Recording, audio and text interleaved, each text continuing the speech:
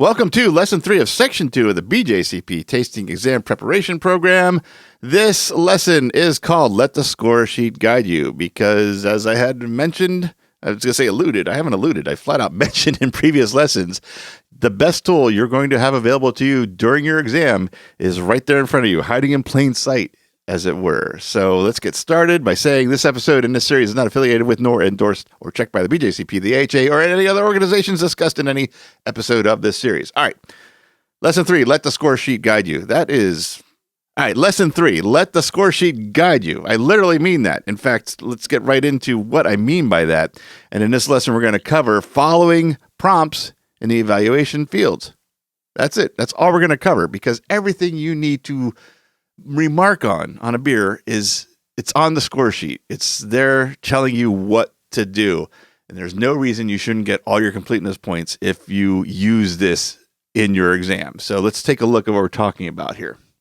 Now, like I just said, but in presentation proper here, one of the discussion points on completeness and making sure that we have a complete score sheet is remarking on all beer characteristics. This should be easy to achieve because all the characteristics we need to remark on are on each score sheet for each beer that we are filling out during our exam. So let's take a look. So yes, we're taking a look at the score sheet again, specifically the evaluation field of the score sheet. And you may be thinking, how much more are we going to be looking at these score sheets in this course? And I'll tell you, this is the second to last time we're going to refer to them directly. After that, they'll be used as an example or a tool, I promise. So hang in there. We're almost through looking at the score sheets over and over again, but it's important. You need to know these things so you're not taken by surprise. So you're sitting down, this is old hat by the time you get to your exam. So let's take a closer look at each one of these, starting with aroma.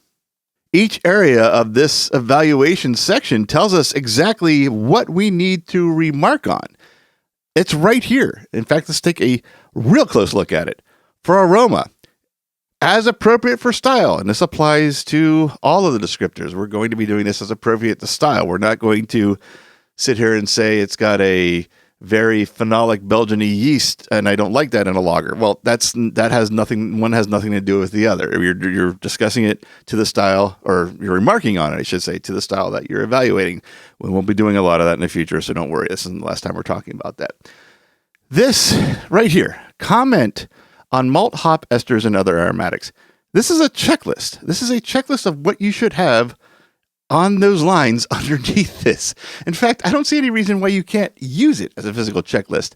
I don't think having little marks next to malt and then hops and then esters as you remark on them to make sure you cover everything would hurt your score. If you're worried about extra markings on your paper, which again, I don't think is a problem, but if I can't guarantee that. I can't make any promises in this course, but if you're worried about it, then use it at least as a mental checklist. Go through. Did I do malt? Did I do hops? Did I do esters? Was there anything else I needed to remark? Good. I got it all. Use it to your advantage. This is part of the easy completeness points that we're trying to maximize. Make sure you address each one of these.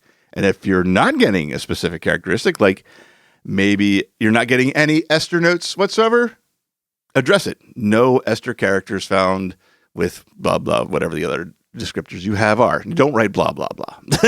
Just want to make that clear. Now, as far as that nebulous other aromatics, we are talking, again, as appropriate for style. If we're looking for some like really strong Belgian phenolic characters, which kind of also coincide probably with your ester comments, but if it doesn't, make sure you note that they are what they are, or if they're missing from the style. That's what it means by that. That's one example. There's several others. We're going to be doing a lot of lessons on descriptions and writing good descriptions and expressing exactly what you're evaluating in your beer or experiencing in the beer. So we'll kind of be addressing this a little separately. So let's move on here because there's some more things to point out.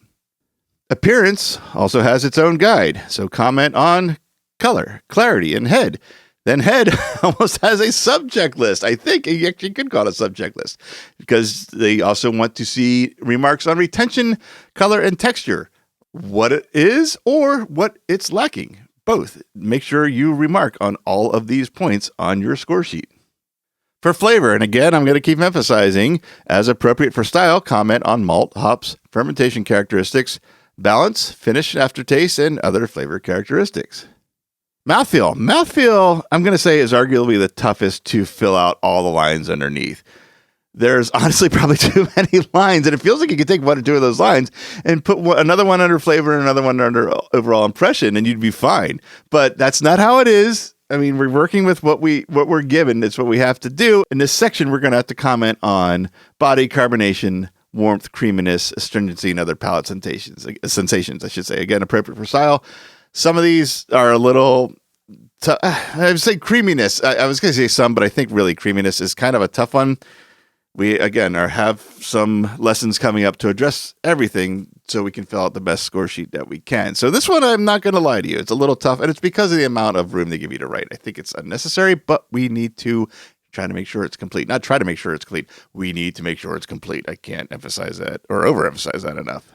Now, overall impression. This is the last section and the only one of the 5 that doesn't have what you would consider a typical checklist, though it does explain where to focus your notes in this section by saying, comment on overall drinking pleasure associated with the entry, give suggestions for improvement. That's the biggest one that we're going to really focus on the examinee's score sheet, is give suggestions for improvement. So bottom line here is, do not overlook these. These are here to guide you and can help you gain those completeness points very easily if you make sure you address each of the characteristics in one way or another, even if you have to say you don't detect some of them. You won't have the guidelines. You can't use your phones while taking the exam. You will have these on every score sheet, so be sure to use this to your advantage. And on that note, that will end this lesson. We're going to wrap up this section in the next lesson, so let's head over there. I'll see you in lesson 4.